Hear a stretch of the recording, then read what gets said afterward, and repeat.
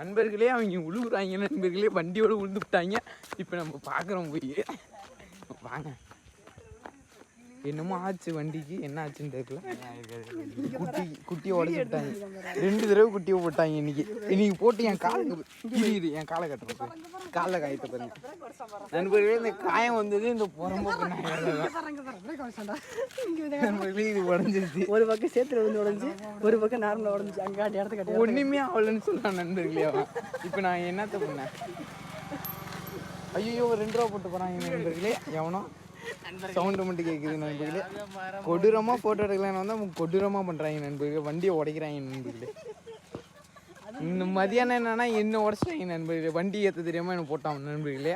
காலையிட்டில் இவன் பண்ண வேலை நண்பர்களே. எல்லாம் வண்டி எதுக்கால போடானா போக மாட்டேன்ட்டான். அதனால எங்கள் வண்டி கீழே இறங்கிச்சு, தாமக்க முடியல. அது என்னன்னா யானை வீட்டில் இருக்கு. இப்போ பாரு நண்பர்களே, இவர் போட்டோ எடுக்கிறேங்கிறதுனால எங்கள் தாலியை போட்டு அறுக்கிறாரு நண்பர்களே.